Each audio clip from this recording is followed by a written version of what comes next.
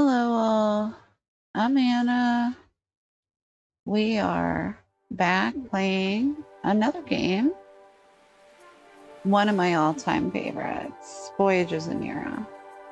I was actually very fortunate enough to start alpha testing this game 2 years ago, and that morphed into beta testing once the game was released to Steam as a testing stage game. And then eventually it released in September of 2025 to early access. And it's received so much popularity and so many gamers. But one of the things that I love most about this particular game is it satisfies the itch of a lot of different gaming genres. You've got combat, you've got farming, you've got base building, travel, exploration, open world, multiplayer, single player, offline, online. There is so much packed into this game. I'm not really a fan of cartoony kind of games as far as the graphics are concerned, but this kind of gives me like a Zelda vibe, and I'm a huge diehard Zelda fan. So I really enjoy this game. Right now, I'm going to show an established game. It's not end game yet, but it's not the beginning. There's so much out there, from live streaming to YouTube recordings of this game from the beginning, character creation, and, stepping along the way as far as crafting is concerned. But or I should say I am a little ahead of the game as far as a new character is concerned. I'm kind of mid-game at this point. This isn't my first game with Voyagers of Nera, unfortunately, because I use cloud save on Steam. I didn't actually save a backup version of my game on my removable drive, my SSID, so I had to start a new game. But it took me less than 3 days to get to where I'm at this moment. And I kind of slowed down my progression in the game because I had my sister Katie joining me in a multiplayer fashion.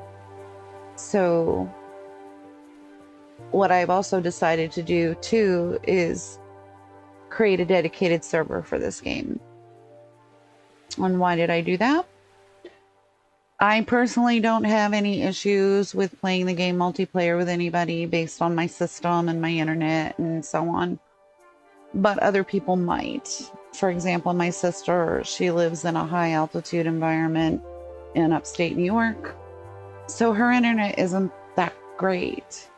And when she's playing a game, sometimes she experiences what she calls rubber banding or lag or screen frame rate refreshing problems because of her internet. So by creating a dedicated server, it allows us to play multiplayer together on a particular server that is actually hosting all the meat and potatoes of the game. So it's less taxing on her internet and her computer system. So as far as dedicated servers go, I'm using a new company. There's other servers out there like Nitrado and a few other well-known name dedicated server hosting companies out there. But I chose this one particular company called Infected Game Hosting. They're new. And when I interviewed the owner, as far as my questions were concerned, I really wasn't an interview. It was more like, why should I choose you over the others kind of conversation.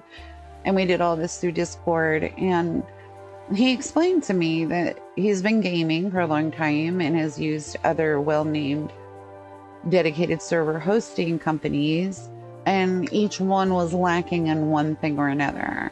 whether they got too big too fast and stopped listening to their people, or they weren't supplying specific features that he was looking for where another company was. And I think that's just the nature of the beast in general with anything, not just gaming. When you have so much out there to choose from, there's always going to be one company or store or situation that offers better than the other, but not as much of something as the other. And so you kind of have to play around and choose what works best for you.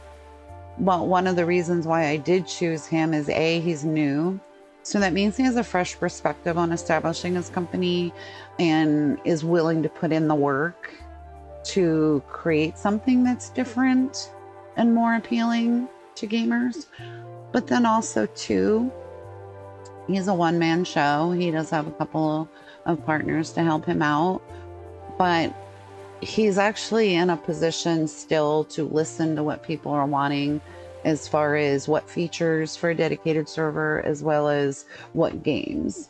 So he claims he has a plethora of games to choose from to add to a server, but he's only going to put on his website a selection based on what people are asking for. So I asked for this game for a long time with him. I originally had a dedicated server with Enshrouded, and I told him about this game, how being in early access, there's things that the developers are focusing on that they feel are more important. But since they do offer a multiplayer feature, it would be best served to play that on a dedicated server if you have lower end technology or internet issues.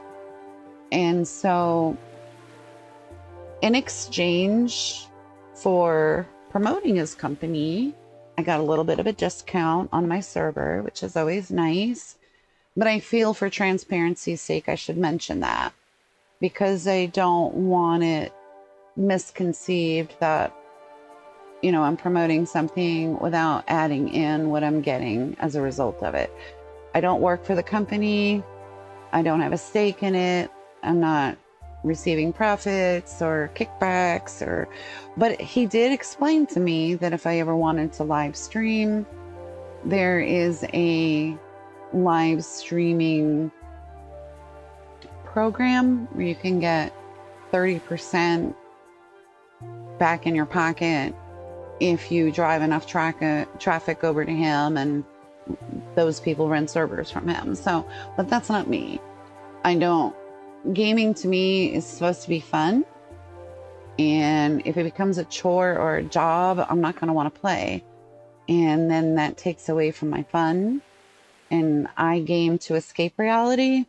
So I don't want to incorporate reality into my gaming, such as working for it. And I explained that to him. So freely, I'm just promoting his company because I believe in it and I'm using it. And so in the description of the video, I'll put a link to his website. It's called Infected Game Hosting. And check it out.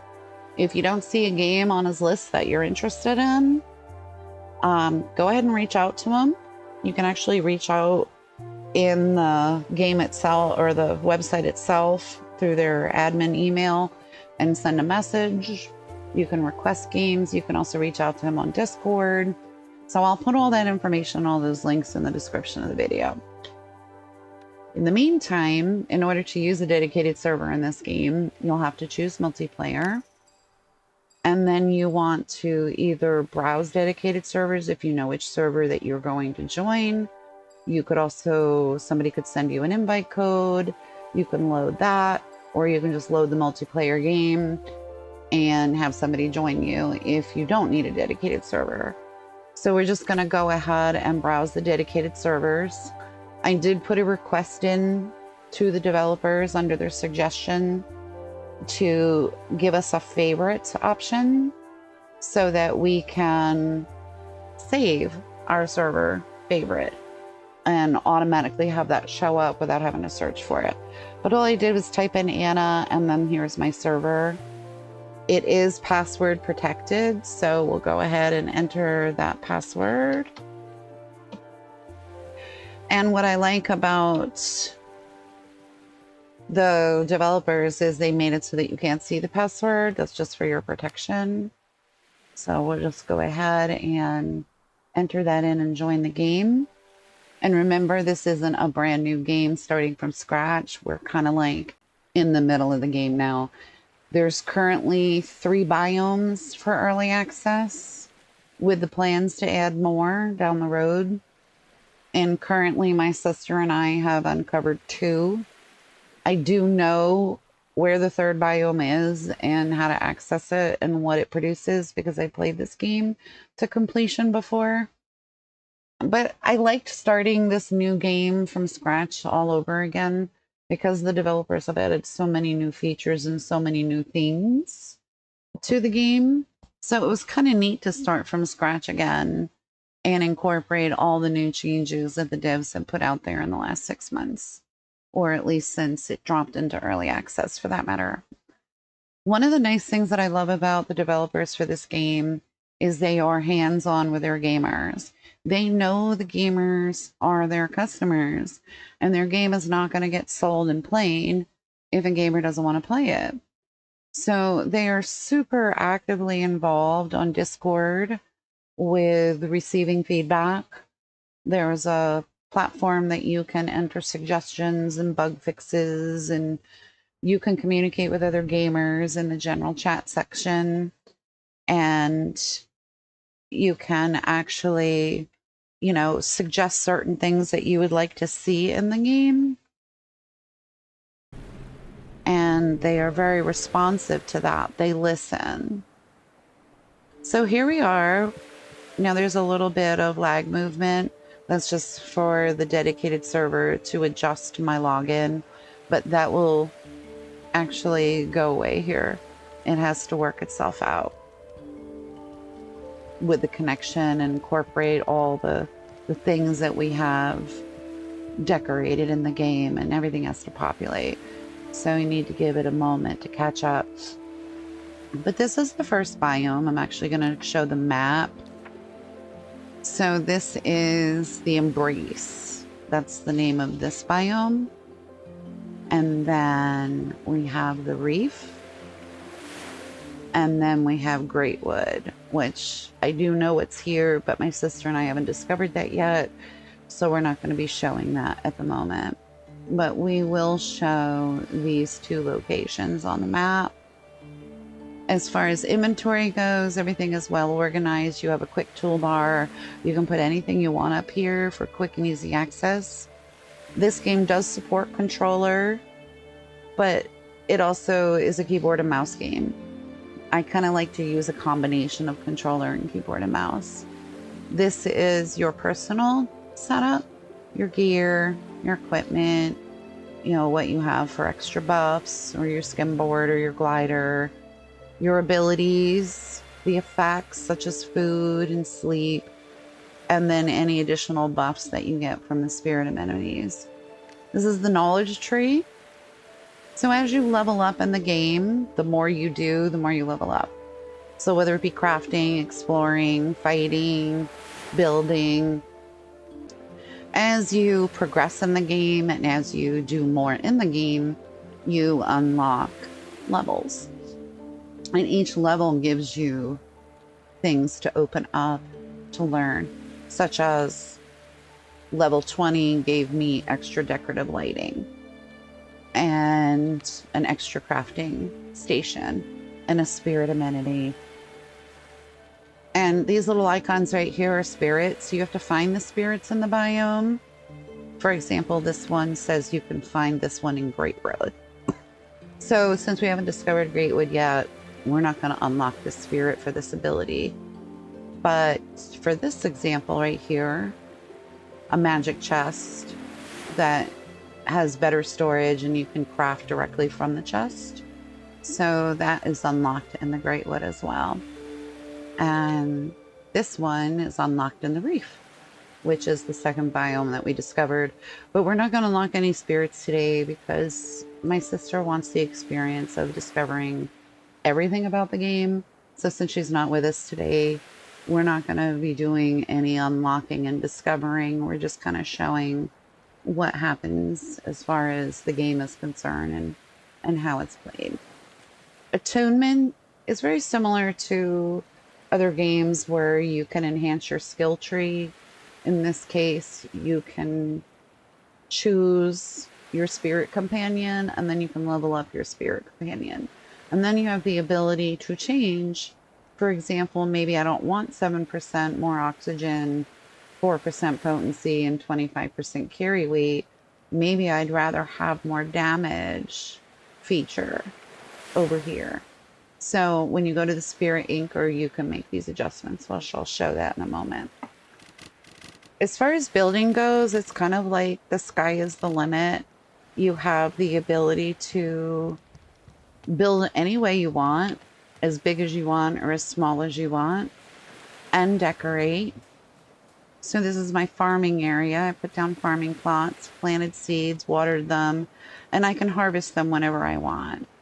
So for example, if I want to harvest these seeds, well, they're not fully grown yet. So in my chest over here, I have a watering container. I'm going to grab that and put that in my quick toolbar. Then we're going to go back over here where you see the empty teardrop. It means it needs watered. So I'm going to just jump up here real quick and I'm going to water. And you can see the dirt got a little dark and my little teardrop filled up with water. These other plants I can harvest if I want. Here's another couple of plants I want to water right here. And then I'm just going to go put my watering can back in storage. Put my food back up on the toolbar. Nice thing about your base area of protection is however you build your base, when you're on it, your sleep buff and your food buffs don't evaporate. So you're kind of like locked in when you first arrive to your base. And as you can see down in the bottom left-hand corner, I'm low on food and low on sleep. I can come over here and sleep. But I'm not negatively affected if my sleep goes down and my food goes down while I'm on my base. When I leave my base, that's a totally different story. So right now we're sleeping.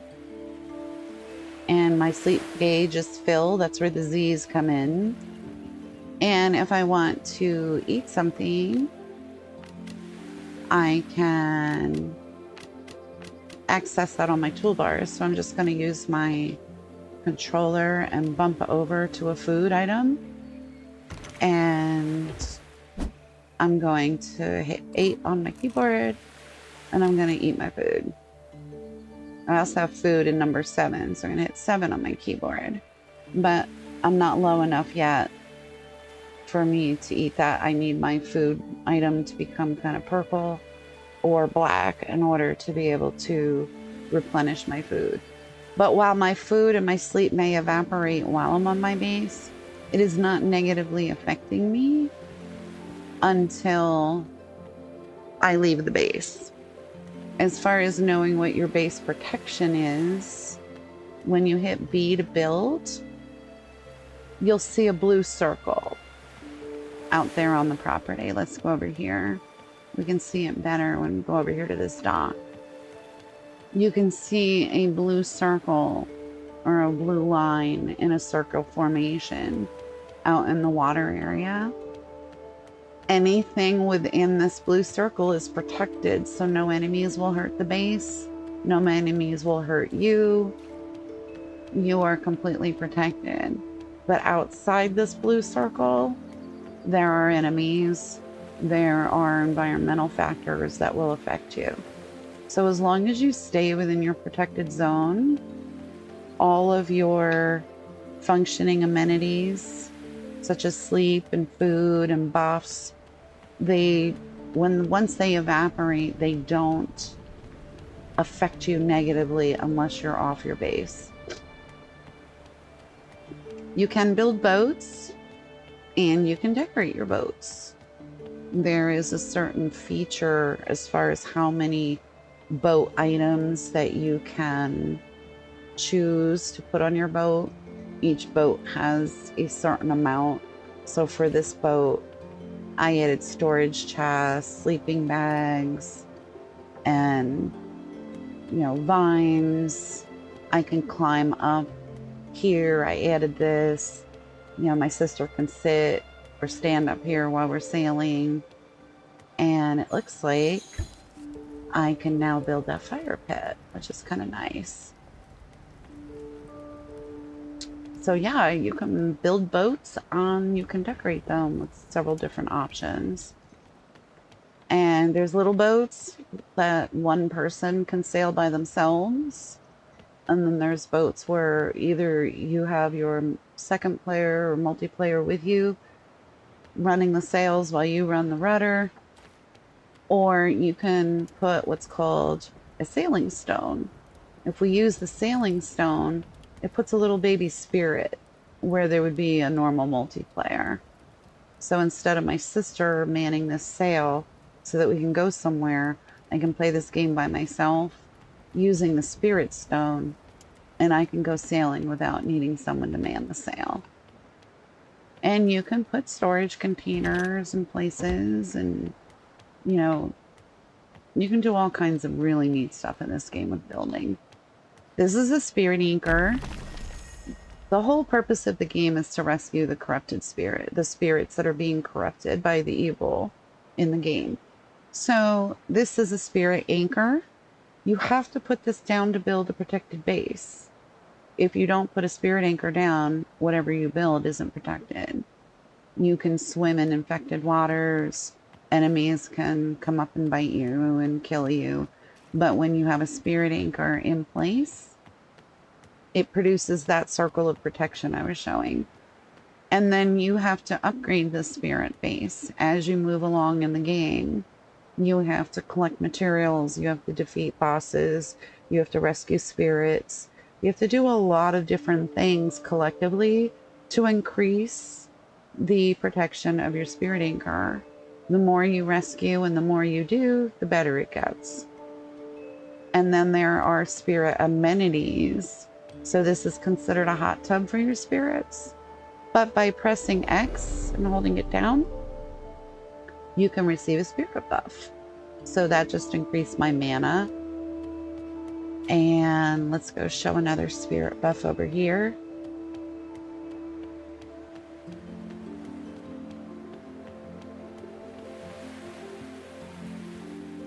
So here is a spirit buff you can activate, and you can get an increase in stamina for a short duration. And each time you hit one of the spirit buffs, you look in my bottom left-hand corner, I've got some squares that are highlighted green. Those are spirit buffs. And those green squares that you see that are highlighted green, they erode over time. So your buffs aren't permanent. You have to keep coming back to get your buffs from your spirit amenities. And then we have different crafting stations throughout. You've got your standard workbench and a mana forge. And then here's some magic chests that have things in them that you can craft at the crafting tables, and it will directly pull the materials from your chests. These magic chests aren't in the beginning of the game. You get baskets such as these right here. And anything in these baskets does not get pulled while crafting. You have to have magic chests, and you get those probably in the middle of the game from leveling up. This is a smithing station where you can make gear and weapons. And this is an alchemy station where you can make potions and tonics. This is your cooking station where you can make meals for different purposes. This is your kiln where you can make glass and ingots. And here's some of the raw material that would go into the kiln. And then this is the finished material. This is your desalinator. It drains the water, salt water, and creates salt, and also gives you a water buff. given, if you have that need. This is a seed converter. You can place fruits and flowers and mushrooms and things and get a seed so that you can grow stuff like this up here. And then over here, this is a spirit amenity that you put down, a little edible, table for the spirits to eat at. I put the cushions down to kind of give it that Asian dining flair. And this is your enchanter. So you can enchant your weapons. It's called an imbuing bench, but it's really to enchant your weapons to make them more powerful, and your gear. This is the woodworking station where you can turn wood into planks. And this is your tanner, drying rack. And this is your loom where you can make ropes and materials. And this is your grinder where you can grind materials from other materials and then store them so that if they're in the chest, you can go ahead and craft at a station and pull directly from the chest. This is a mana extractor, but it's not active yet because we need to increase the spirit anchor power. And the only way to do that is to finish the reef zone and buff up our spirit anchor. This is a fireplace to create warmth. And then there's your sleeping beds. When you sleep, it fills up your sleep gauge and it refreshes your buffs and brings you back to normal so that you can function within the game. And these are all just regular decorations. What I love most about this game in its entirety, the thing that I love the most, is that the developers incorporated the rescued spirits into the base. So while yes, you can put down things that are relative to the spirits, such as these spirit amenities, but your decorations. For example, this table and chairs, this is not a spirit-related amenity. This is just regular decorating. And yet the spirits are now sitting in the chairs, hanging out at the table, which I absolutely love. And you got a spirit sitting here on the bench. And I just absolutely love that. These spirits have personalities and they're just cute. And it's when you least expect it. You're walking past and you see them sitting on the little cushions you put down. It just makes you smile. And what game makes you smile anymore? I mean, games to me are annoying and irritating anymore. There's so much to them, right? But here's something that brings you joy and puts a smile on your face. I mean, just a simple decoration bench, and here's a spirit sitting on it, just looking out at the water and such. It just makes me smile. It makes me feel homey. Now, these trees that you see that look kind of ghosty, one of the biomes my sister and I haven't went to yet is the Greatwood biome, and Elderwood is in that biome. And I'm going to need 10 logs of Elderwood to finish the spirit amenity. So it's actually not finished. It's just there as a placement. And once we get over to the Greatwood and discover that kind of wood material, I'll be able to bring that back and complete these trees. And as far as this is concerned, this is a portal. So yes, we can travel all over the biomes by boats. You have to go through the deep first to find a new biome, which is quite treacherous and dangerous. It will potentially sink your boat or cause you damage by bumping you off your boat. The monsters in the deep are corrupted, and it's a pretty treacherous journey. So once you get over into the reef and you'll rescue a spirit, for example, there's a rescued spirit, and there's a rescued spirit. So once you rescue a spirit, you get a prize, and it's different things. So in this example, in the reef, I uncovered the spirit that uncovered the travel portal. So we're going to fast travel. And in doing so, I can bounce between the different biomes without having to sail my boat, which I absolutely love because I don't like losing my boat and having to rebuild it. So this here is a temporary base. Since I built the primary base in the Embrace, I'm going to give my sister full ability to build us a main base here in the reef. This is just a temporary landing spot base. It's got basic beds that don't give a whole lot of great buffs as the better beds do. It's got cooking. It's got your basic workstation, some chests to store items, but they're baskets, not magic chests. So it's just a temporary holding spot. We do have our spirit anchor, so we are in a protected zone, and we can see the blue circle showing us where our protected zone is. So all this stuff within the blue circle that you see out there is protected from enemies.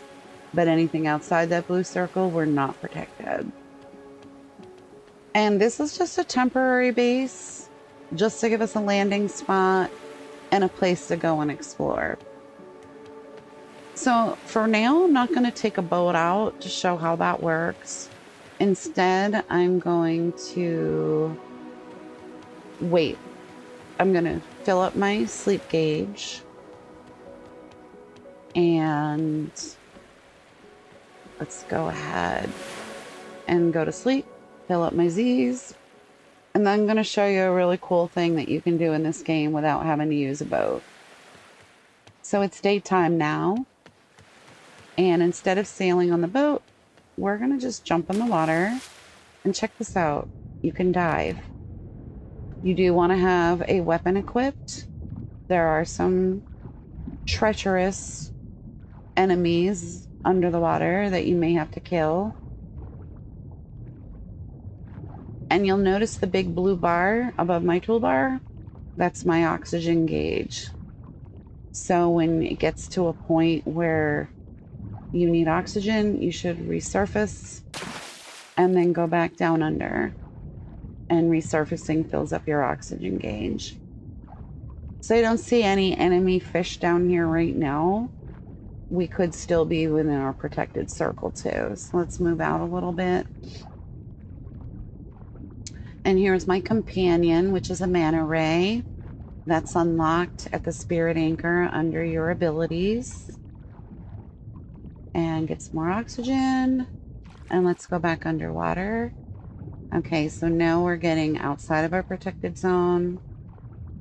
And it's saying I could eat something. So let's go ahead and eat a fish skewer. There we go. Okay, so we are not in a protected environment. We are at total risk of getting attacked by an enemy. So I want to jump up and get my oxygen filled before I come back down here. And there are materials to harvest. These are wax bulbs. It's kelp underwater here, but it gives you the bulb kelp. So at the crafting table, you can create wax bulbs, which is used in crafting. So we'll get some of those. And let's go back up and fill up our oxygen. And let's dive again. And these are glowstones over here on the rocks. By harvesting them, you can make glowy lighting, such as poles, sticks, wall-mounted glow lights, lanterns. You can even create a glow torch that helps illuminate your way underwater. But here's a little tip. If you do most of your underwater hunting during the day, you won't need the glow torch, but you probably will need it if you want to swim at night. And night brings out different materials and monsters too, so there's a benefit to both day and night swimming. And let's go under again and see if we can find a monster to kill with our spear. These little fishes over here that have the stubby little nose, they're important because they give you shimmer scales, which are used to create better gear. So by having my spear equipped, I just killed it, and now I'm collecting its resource, fish chunks for my meal, shimmer scale for gear. Our oxygen bar is red. Let's get some more oxygen. Let's see if we can find another monster to kill. There are some treacherous fish and sharks in the reef, as well as the embrace. Each biome has its underwater life to be concerned about. But it also has materials that you can harvest as well. For example, here's some rock salt. Don't need it, but just showing how you would harvest it by swimming up to it. Let's get back up here and fill up our oxygen a little bit more. And I'm not seeing really any monsters to kill right at the moment. Up there's one. Big old sharky looking guy. Let's swim on over towards him. He's gonna come towards me. Let's kill him. And if they hit you, you will get corruption, which you can have the corruption removed at your base over time, or you can craft meals to reduce corruption, or you can craft tonics to heal yourself from corruption. Here's another evil little fish, the glowy eyes. There we go. Let's kill him. And what's he dropping for us? We might have already collected it. Let's get some oxygen. Now here's a cool thing too. Let's say you're far away from your base and you don't want to get hit by the monsters. Just go ahead and hit Y on your keyboard, or Z on your, or Y on your controller, or Z on your keyboard, and you can bring up the skimboard. And the skimboard allows you to surf around. There's no storage on the skimboard like there is on the boat, so it's not really for carrying large hauls of collected materials, but you can actually take the boat somewhere and park it, skim around to the different islands, collect the resources, kill the enemies, get materials, load up your boat, go back to base, unload your boat, go back out again. So we'll just land on this island here. These trees are removable, as is the plant life. So we're getting fiber by harvesting the plants. And if we switch over to my axe, chop the tree down, we're increasing in experience as well as gaining materials. When you're off base, weight in your inventory does matter. You will become encumbered if you collect too much resources and become too heavy. Let's kill this crab and collect shellfish and hardened shells, which are used for crafting. There's some enemies up there on that island. If you do become unencumbered and need to get rid of some weight, you can go into your inventory and drag things out of your inventory, which creates little sacks, and that frees up weight in your inventory. So if you look at the bottom of where it says drop items, it's showing that I currently am 222 of 550 in my weight allowance. Also, these areas can fill up where you can't add any more, so you can always get rid of things to make more inventory room.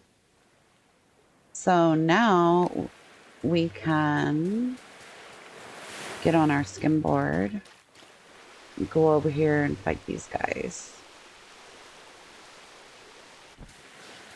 And the enemies are different habits. Some walk up to you and give you damage. Others fire projectiles. Each enemy does give you a drop.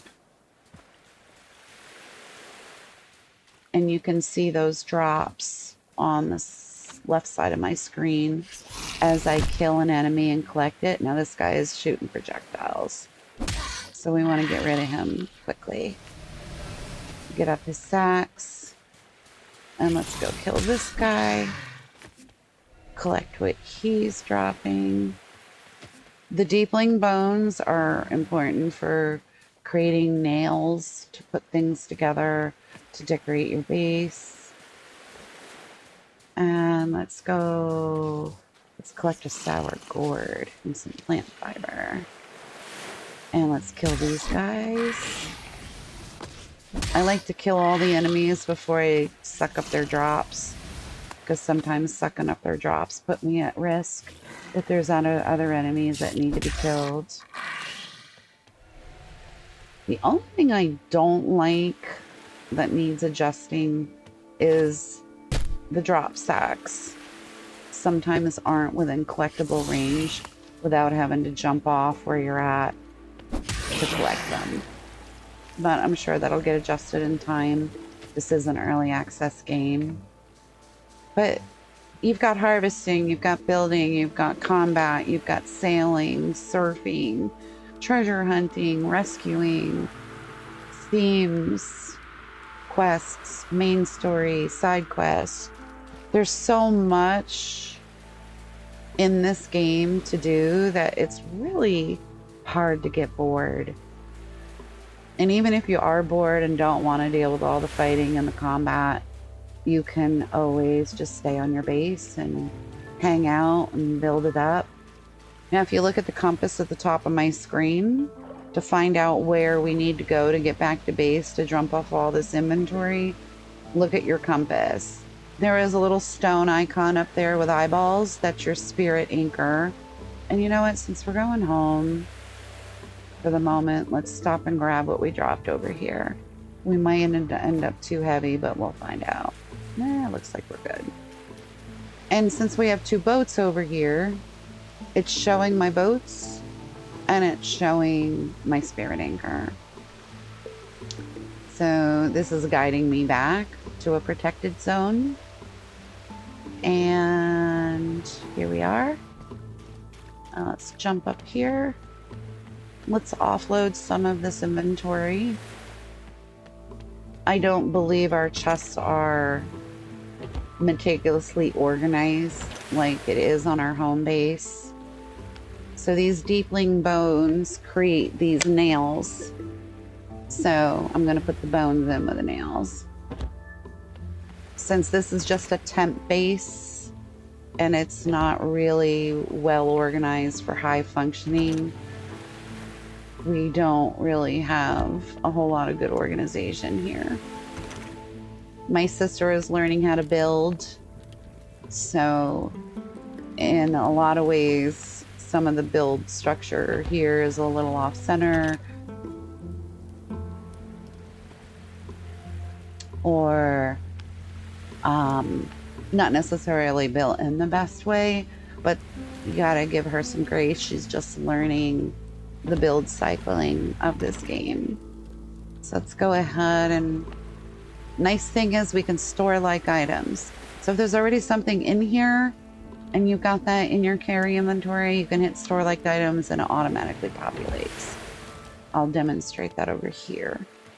We'll walk up to this inventory here. So we already have plant fiber, but we're also carrying that in our inventory. So I'm just going to hit store like items, and that fiber just disappeared and landed here. And same thing with wood. Store like items, so that just populated. And here's some resin. So we got 10 over here. So you can see what it does is by storing like items, it tops off cap amount for a stack and then starts a new one. And then I believe we're putting our glow stones are going over here. So things don't organize exactly where you have them. So you can manually do that with your mouse. And then over here we have our mana. So we got 42, we got 17. So now we have a whole stack of 50 and a new stack started. And I don't think we have any of that. Or that to store. And let's see what we can put in our storage over here, maybe. Doesn't look like we have any like storage, so I do actually want to take this back to our main base though, since we don't have the full crafting setup here and this isn't a solid base for us. I created these chests right by the portal, and I put things in these chests that I want to take back to the main base. So these things are important for crafting at the main base, so I'm going to take those back with me when I cross through the portal. But in the meantime, I'm carrying around some things that are useful, such as I want to repair the boat. That's a patch kit. If the boat sinks, I want to rescue it. I have arrows for my bow over here. I have backup food in case I run out of food. And all of those things are in my toolbar. I have my spear, which is this. I have my axe. I'm highlighting them now. I have my pickaxe, my bow, my torch if I need it, my shield, and then I have 2 food sources. And the bar directly above the toolbar, it looks like it's a purplish blue color. That is my experience bar. So if we click on our inventory and we look under here, my experience bar syncs with what you see here. So I don't have to open up this menu to see how close I am to leveling up again. I can actually see it developing while I'm in action down here above my toolbar. So that's kind of cool. So what else can we show? Oh, let's show flying. So you can fly in this game if you have a glider. It unlocks at a specific level. So we're gonna go. Now this staircase and walkway is beyond our protected zone. So there's no guarantee it will stay here as long as we're outside the build protection circle. Let me demonstrate that. As you can see where the circle is, everything within that circle is protected, but I'm not. So that means enemies could come out here on this walkway if they were programmed to do so by the developers. These walkways could erode over time and disintegrate or disappear completely because they're not in that protected circle. Now we do have some enemies that we can see up here ahead. So I'm going to change over to my spear. And I actually could change over to my bow. We'll see if we can kill these from this proximity. I don't know if we have to be closer or not. Oh, we got them. Here we go. Oops. Oh no, he's coming for me. There he is. And we killed him with a bow. So as you can see, the enemies can come out on your walkways as long as they're outside the protected circle. So we just killed them with our bow. And I want my spear just in case we have any lingering enemies around. So I can't really get that sack unless I jump and fly. So let's do that. So I'm going to face that sack. I'm going to jump over to it and then hit my left lower bumper. And it just got my sack, and now I'm flying with my glider.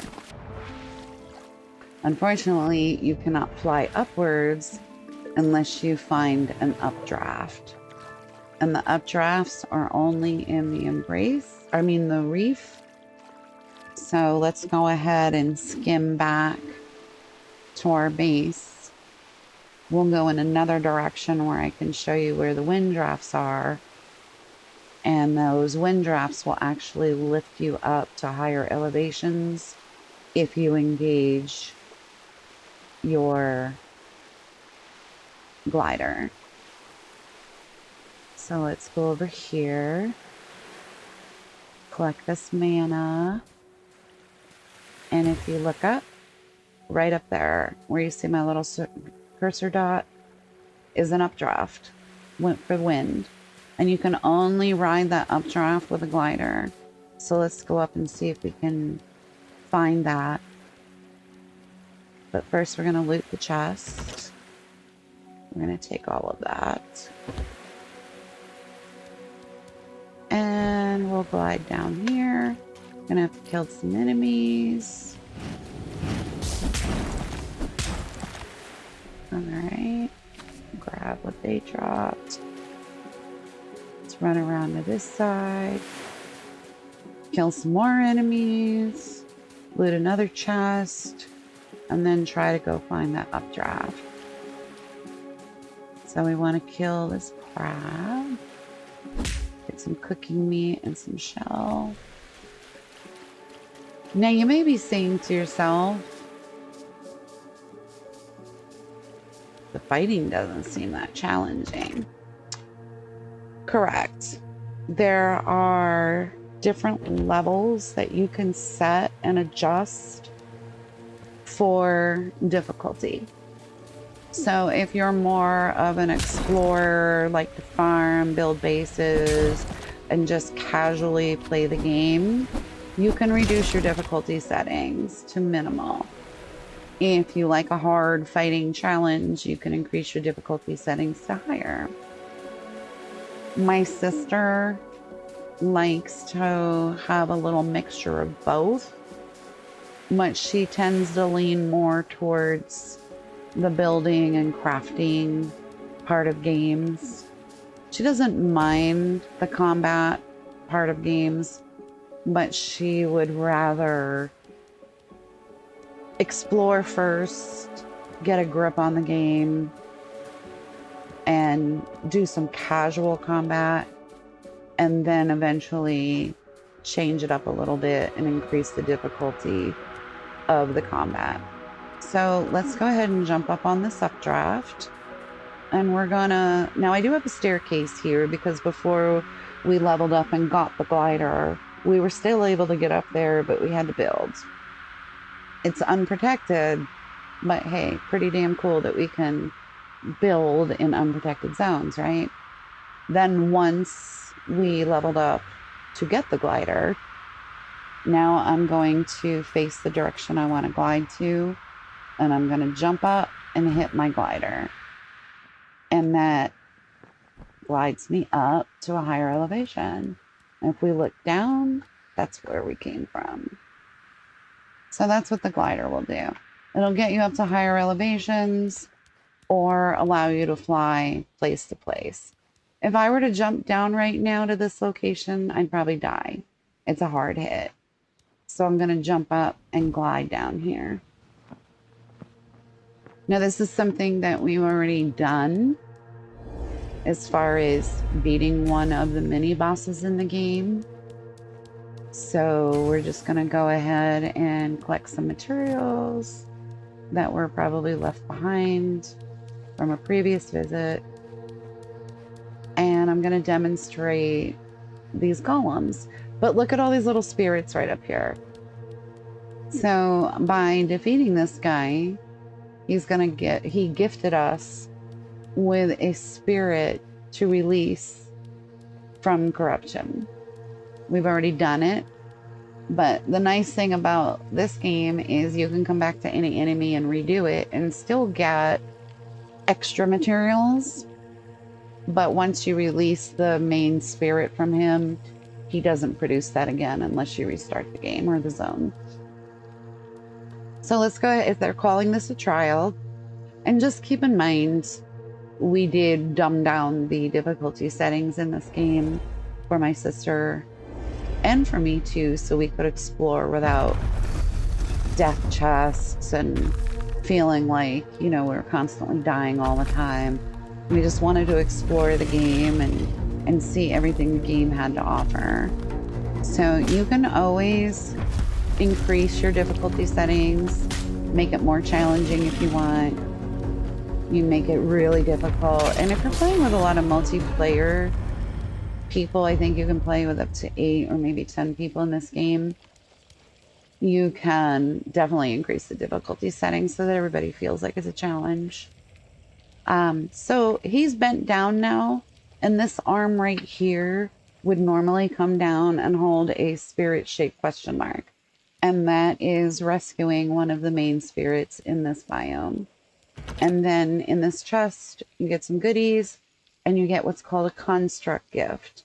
This is important to build items at the Mana Forge and other crafting items. So you can never have enough of those.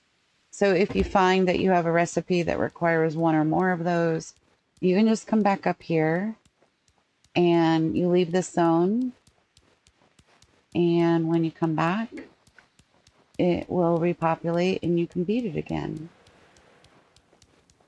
And there's urns that you can find and extract goodies from. Sometimes they're useful, sometimes not so much.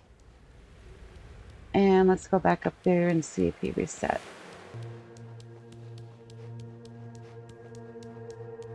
And he did.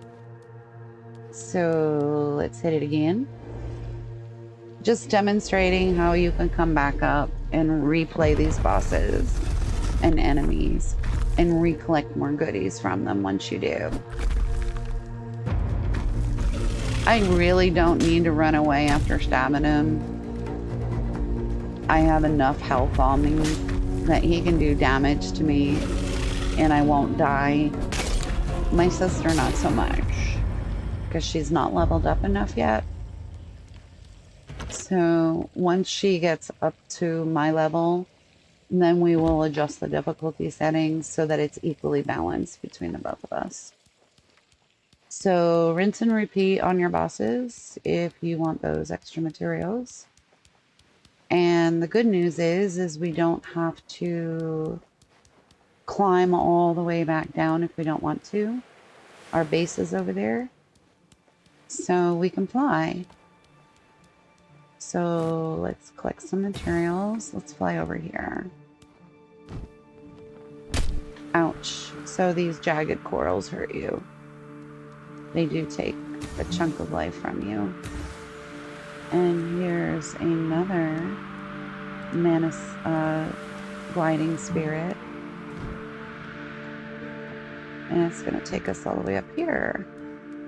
So this is dawn berries, edible fruits and used in recipes. And we have a different kind of wood. So this is coral wood. My inventory is full, so this will be a good opportunity to show you what happens when your inventory is full. If I wanted to take this coral wood back with me, I would have to get rid of something in my inventory. And since I already have a lot of this, I'm going to get rid of that. And now I got the coral wood. So I'm not going to bother cutting anymore because I don't need it. And those up there, what you see glowing, are called wind strands. You need to be able to collect those to be able to craft other things as well on your base and other tools and things. So avoiding this jagged coral here, let's jump down and fly to our base and offload some of our inventory. I think then what we're going to do is we're going to ride around on the boat a little bit. But let's get rid of the stuff that I have in storage on me. Let's see here. Don't have any of that stuff. Might have some of that. There we go. Let's get rid of some of this mana magical stuff. Yeah, see, these are wind strands. And there's water strands in the other biome. And I'm going to take those back home with me. So I'll put those in the chest by the portal. And what else do we got here? We have no strands. Let's go over here.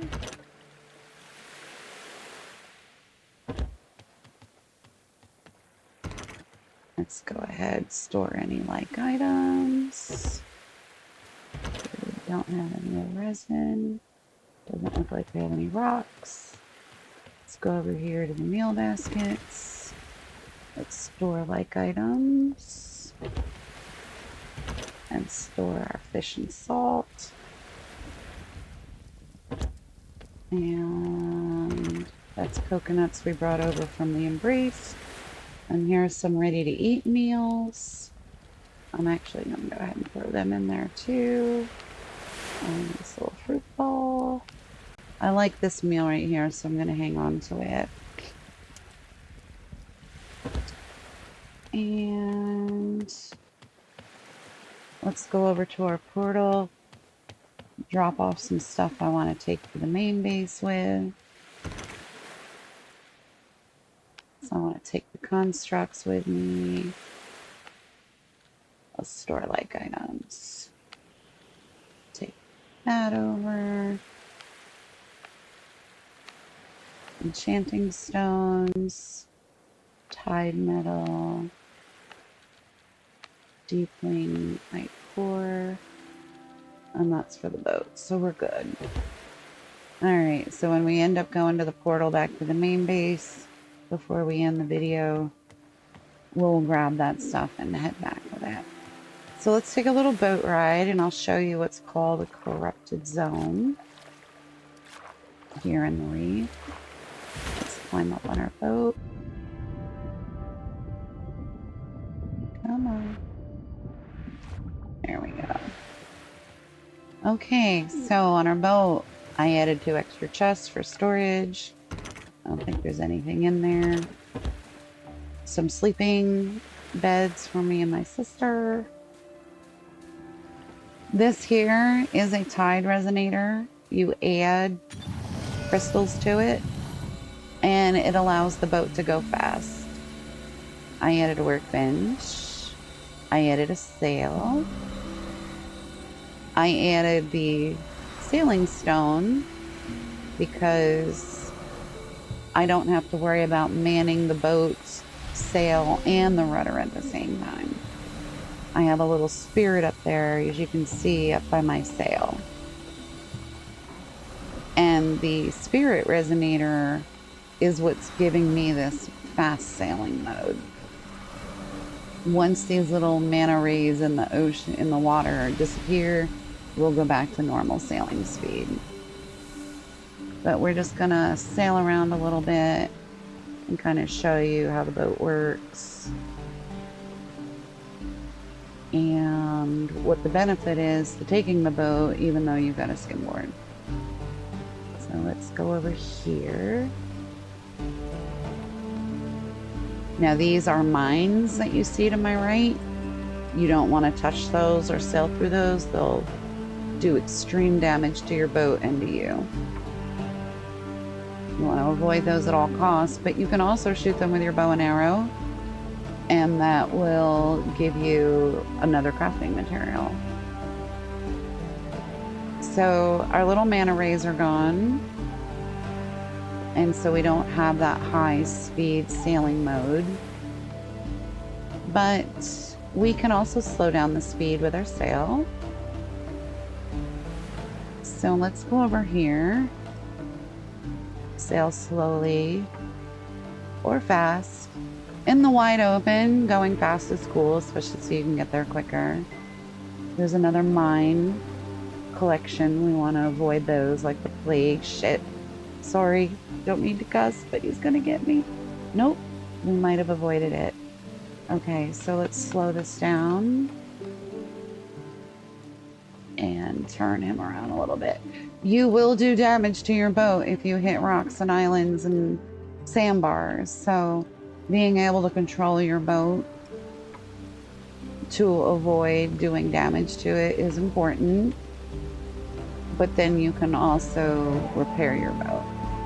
If you look to my left, there's a scary looking spiky thing up in the air with yellow glowing from it. That's a corrupted zone. And you do not want to go in there unless you're ready to do battle. You will take on corruption. You will get bombarded by a bunch of scary monsters. There is a purpose to be over there, to clear that circle and bring it back to normal. That is part of the game. As you can see, there's like a purple dome as we get closer to it, and it has a ring of fire. So the battle is under the water, You do need to be well fed and tonicked to protect yourself. You'll have to defeat the spires. They're called abysmal spires under the water to release that thing that you see glowing up there. And then that protected, corrupted circle that you see with a ring of fire around it disappears, and the land goes back to normal like these other islands we've been visiting. So we're not going to go in there right now. We'll try and do another video soon with my sister playing multiplayer when she's ready to defeat one of those abysmal spires. And we'll show how that's done. But for now, we're just kind of exploring in the game and showing all the neat things that you can do in this game. So, where can we go? Where we can park the boat. I'm gonna say over here. And, oh crap, here we go again, more mines. You really do want to avoid them because just a couple of explosions and your boat's toast. And if you've put storage on your boat and you've got all kinds of stuff you've been farming and trying to take back to base with you and your boat sinks, you won't get that stuff back. We do have some treacherous monsters under the water that can also do damage to your boat. Well, let's just go ahead and back off our sail a little bit. And I don't want to go up on shore. There's monsters there. If you look over to the far left of my screen where it says 136.50, there's also a little gray sailboat. When your sails are completely gray, then you are stopped. But if you see even the slightest sliver of white, then your sails are still down, meaning that you're still operating from a sailing perspective. And if you're ever going to use the sailing stone, don't forget to turn that off. Otherwise, it keeps wanting to sail for you. Now we just healed our boat. What you saw me do is put a patch in my toolbar so I could heal the boat. And I'm not going to put this boat on land because I don't want these enemies to damage my boat. So I'm just going to swim up to them. Ooh, there's a few. I do have a really good spear on me. It is better spear of the beginning stage spears. And that's another reason why I'm killing so easily, besides the difficulty reduction in the game. And there's some mana. So now we can run over here, kill these enemies, show you what tide metal looks like. Oh, there's a lot of enemies on this island over here and up top. So we got some fighting to do. You can dodge or just move out of the way from the projectiles.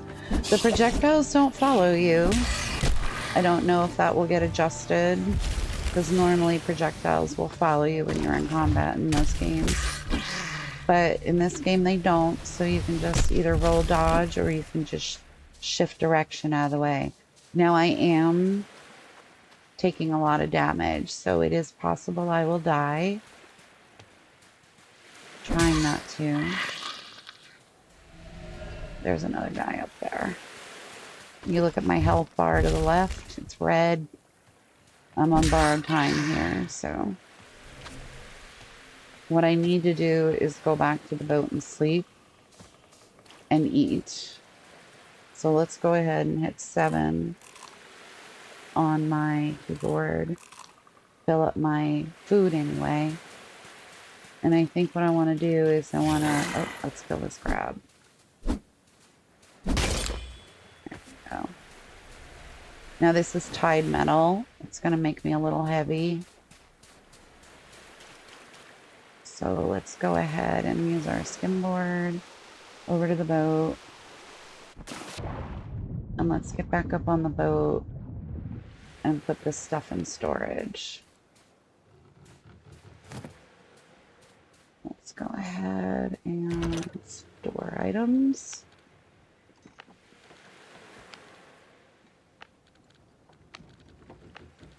And since I don't have items already in this chest, I can't use the store-liked items. Alright, so let's get back on my skimboard. Go back over to this island.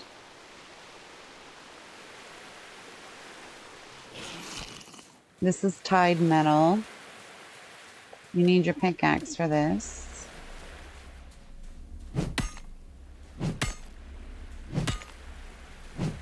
There we go. Pockets feel heavy. So I wonder if we can skim back to the boat. Yep. Good deal. And we'll climb up on the boat. Store that metal. So you can tell the method of my madness. Oh crap. I just took everything from the chest. I didn't want to do that. So let's put everything back. But you can see the method of my madness for sailing my boat around the biomes. I park it somewhere, and then I go exploring, and then I come back, dump off my goodies. Let's see if we can sleep here. We can't sleep at this time. It's daytime, that's why. Alright, that's good enough. Oh, there we go. And, oh, the enemy's back. Let's get my spear. Let's get up and fight him. There's more enemies up here.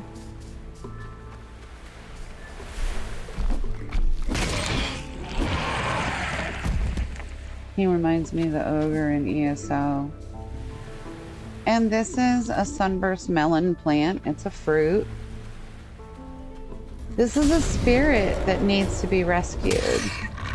I'm not going to rescue this spirit right now because my sister hasn't had a chance to experience that.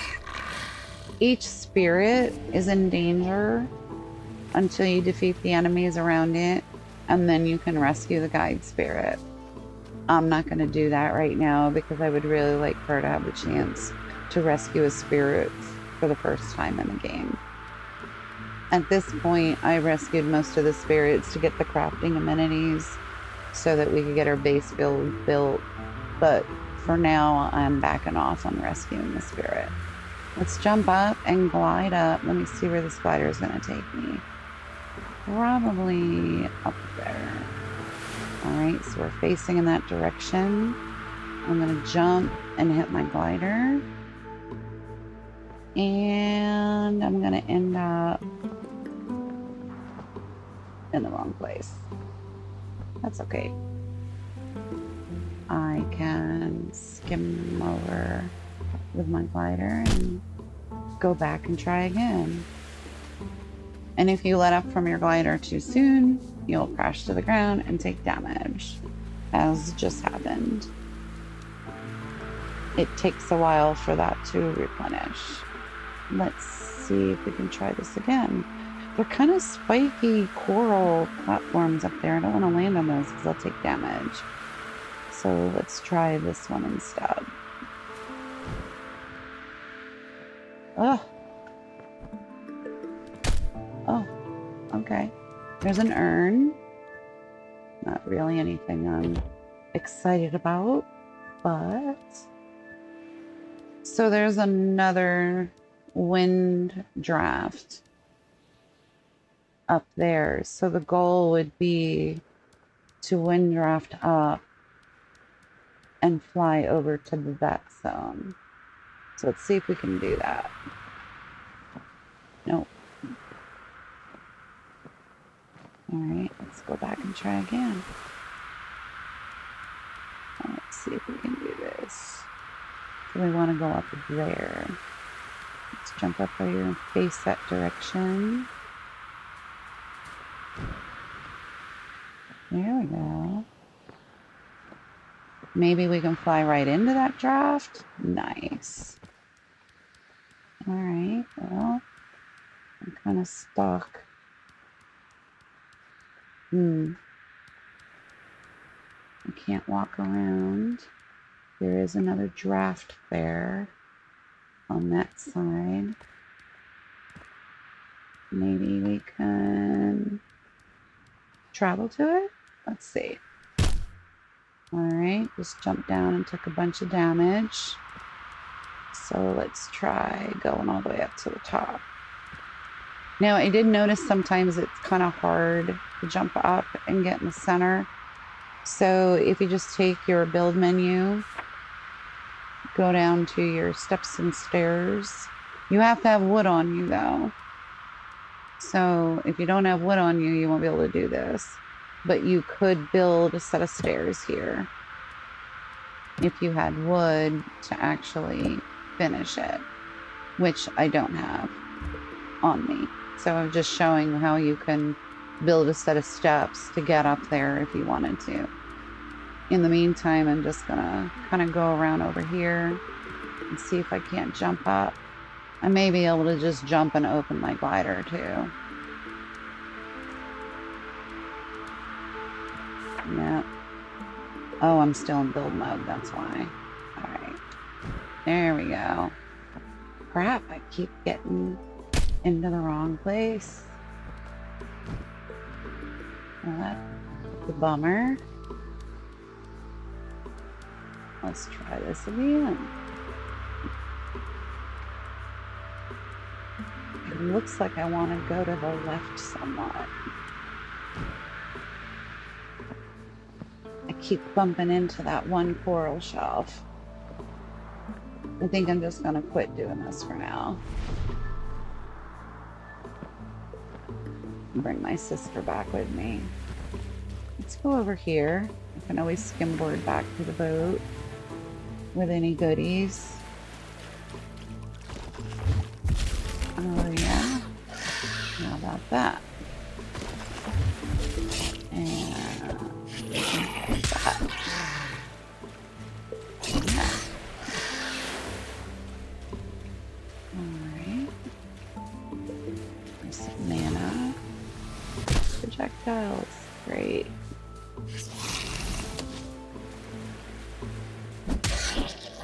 Alright. I thought I saw an urn on the beach from over here, but maybe I didn't. Maybe it was a rock. Some mana. I don't need any more sour gourds, but you could grab those if you were on the fly and needed some food. We're gonna blow up one of those mines with our bow once we kill these guys over here. Alright.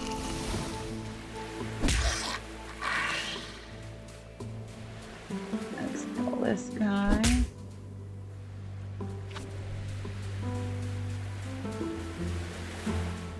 And nope, no urn. I must have saw a stick or a rock of sorts, thinking it was an urn. Okay, so what we're gonna do here is we're gonna equip the bow and we're gonna blow up some of these bad mines.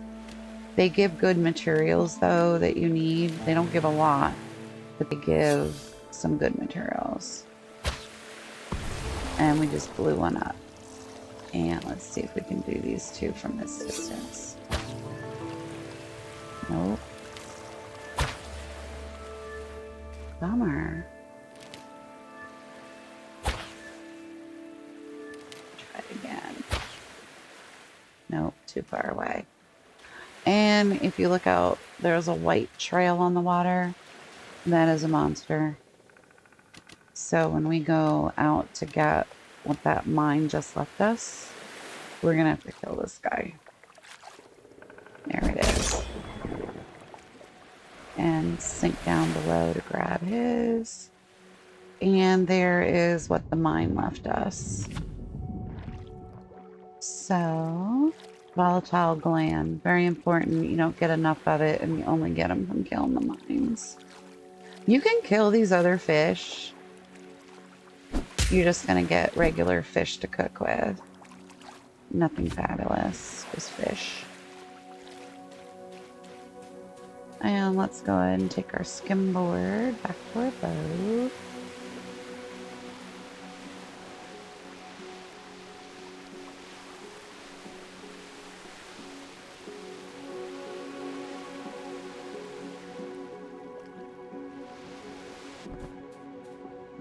All right, let's go ahead and store some like items. And put the rest of the stuff in here. A lot of this stuff is going to come back to the original base zone called the Embrace.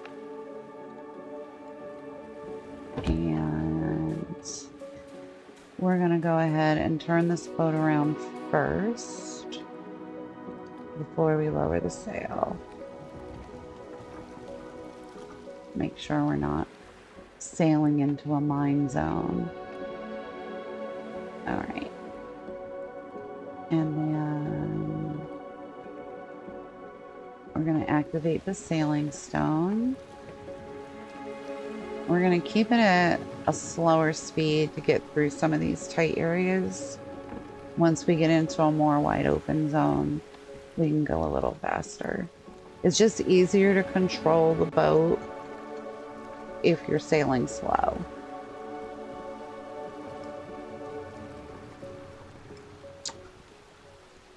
And I think we're out of the woods here once we pass this little island to my right.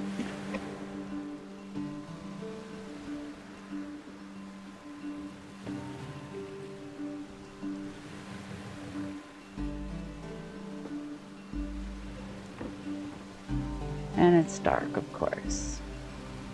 So that means the dark creepy crawlies are gonna come out too. And mines. Great. I hope I don't hit one.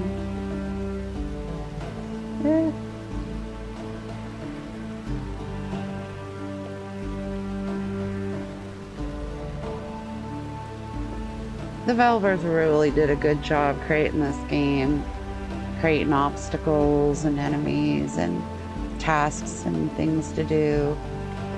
I feel very fortunate that I was selected to be one of their testers in the early concepts of the game when they released it for people to test it so they could fix things that were needing fixed and develop new things and incorporate new ideas.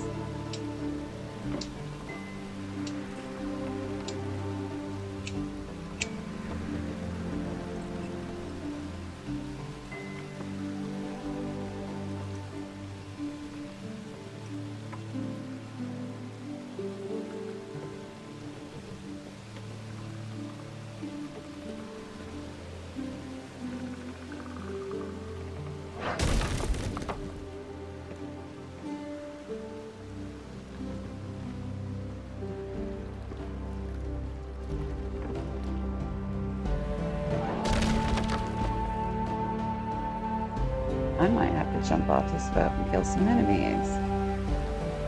But first, oh, see, so that's what happens when you ram your boat into the shoreline.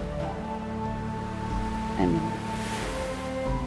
so let me go ahead and back off and get this inside my protected circle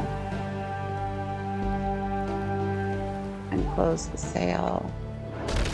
Oh, I'm gonna have to release this and fix my boat. That's my boat. Look at that. Look at all that damage. All right. Back to normal. All right, so let's jump in this water. Big old sharky. Let's just go up here. Oh, wait. I put a bunch of stuff inside the boat chest. I think I want to kill this shark thing first. Go here, fishy, fishy, fishy. There you are. All right. Nice. And there's his drop. Deepling morsel. Always can use some of those.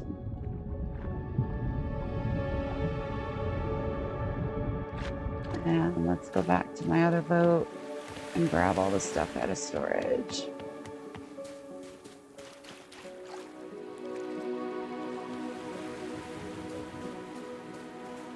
All right, take all. And that's it. All right. Oh, I'm real heavy. It's because of all the Tide metal. But that's okay, because we like Tide metal. Now on my other base, in the Embrace, this encumbrance doesn't affect me. It's because I have all the spirit amenities and position on base, which gives me all the different buffs and protections. This was just a temporary base to have a place to land through this portal and get started in the reef. So right now I'm moving like really slow. But once I pass through this portal and get back to the other base, I won't have that affliction. Let's go ahead and take some of this stuff. Don't really need those. I don't really need that as much, but I do want to bring that back. All right. Let's fast travel back to our main base. And you'll get to see the difference between the base you're just at, which isn't all done up the way it should be, to this base. You can see me running really fast. And I still have all that weight on me. I still have all that stuff. So the difference is you really got to buff up your base with the spirit amenities. Let's go ahead and see if we can store like items. There we go. Let's go over here. Store like items. And over here. We don't have any of those. We do have mana. We don't have glowstones, but we do have crystals, right? No. Okay. Let's go over here. Store some like items. And put some newer items in here. Good food. And I'm gonna put these back because I don't use them as much. I do like these from when I'm running around. And those. Alright. We have a fruit chest over here.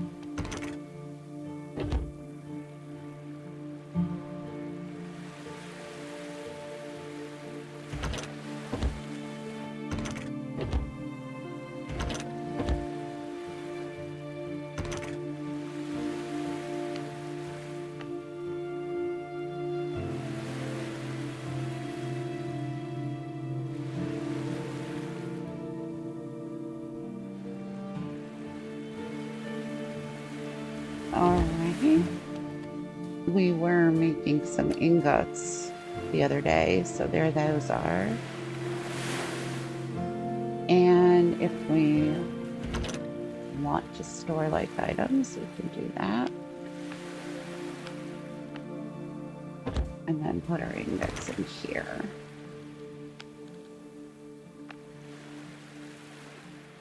Alright, so I still have this place.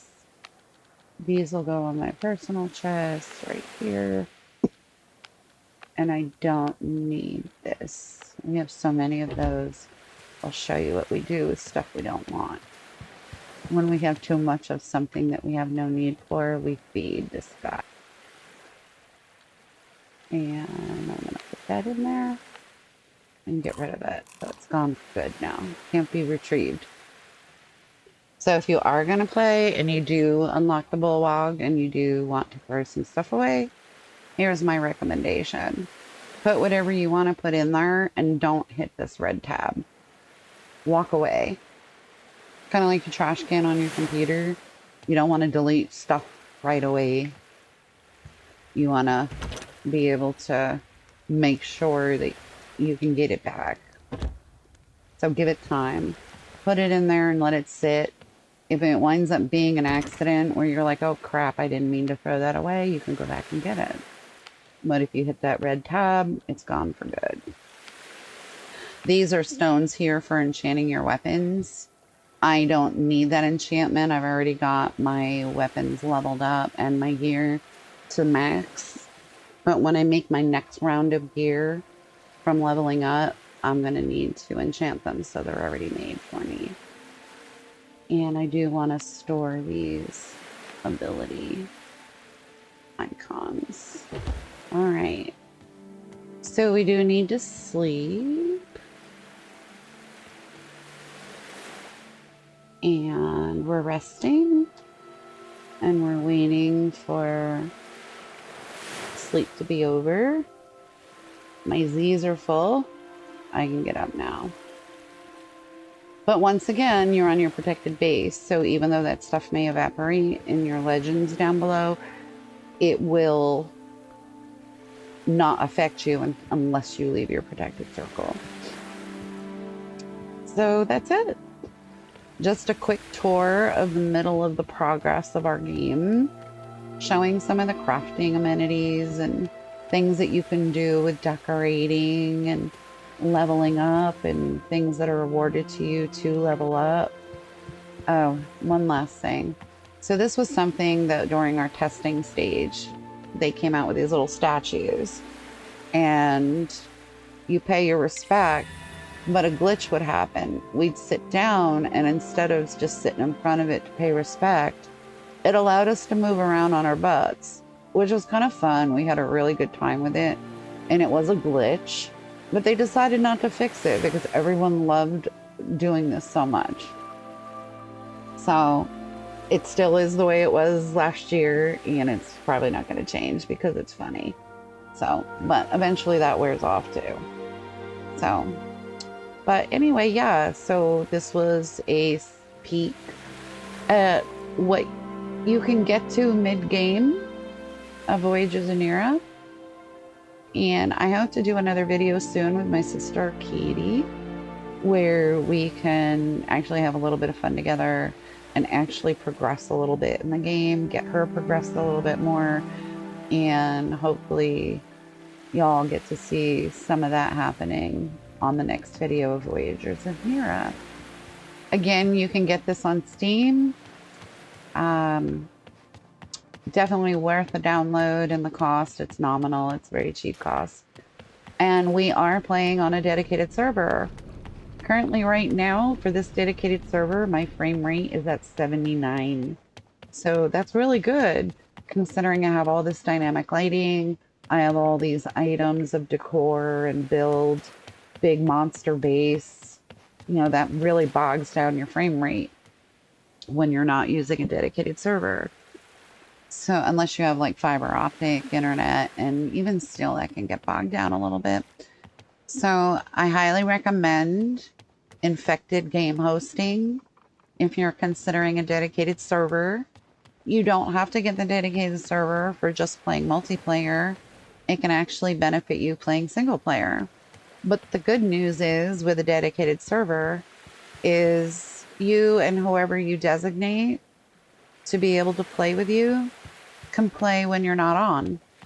So my sister can actually come in here and access all of this game using the multiplayer setting of the game because we have a dedicated server. I don't have to be here playing with her when she's playing. She can come in and log in and progress in the game and have fun. I'm here doing this right now without her on the dedicated server, and we both can play together.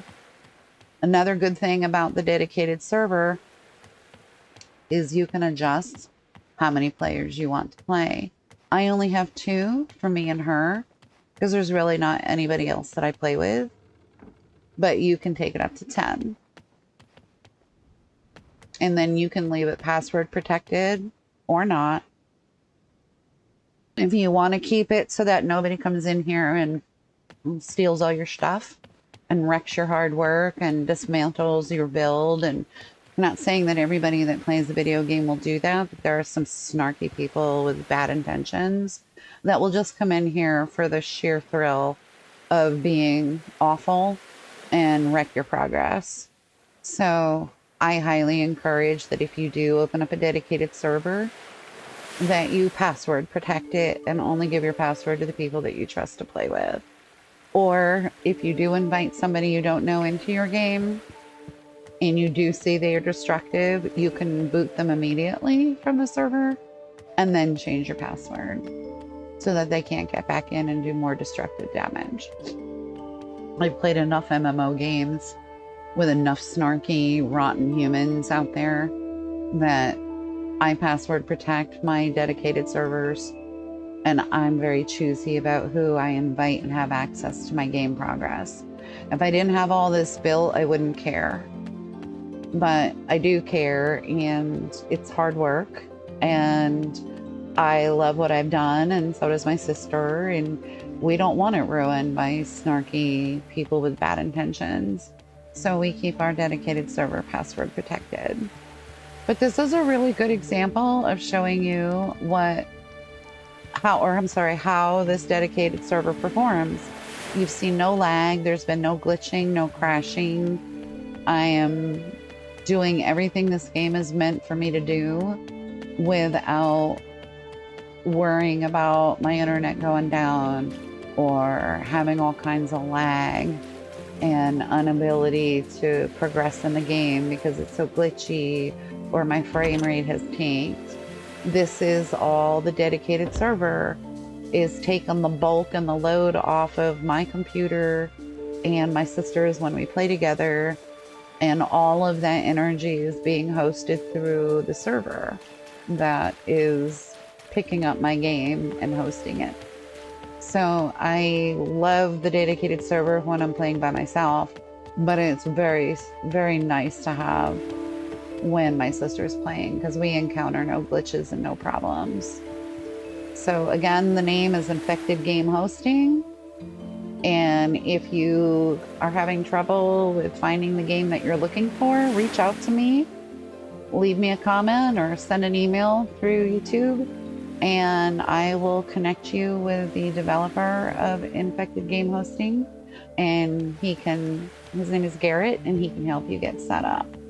Customer service is 24/7, and they're super helpful people. They even help you do things that are not related to their dedicated server. That's how awesome they are. I can't say enough about them. And Infected Game Hosting will be my primary company for future dedicated servers of other games. That's just how confident I feel doing business with these people. So, links are located down below in the video. I'm going to sign off for now, and hopefully we'll get my sister in here where we can record the game together as we're playing together. Leave a comment if you like the video. If there's something else that you would like to see, let us know. Other games that you'd like us to showcase and record videos about, let us know. If you feel we could do something better, let us know. Just keep it constructive and polite, please. And thank you for watching. I look forward to create more videos in the future of Voyagers of Nera. Have a great day, y'all.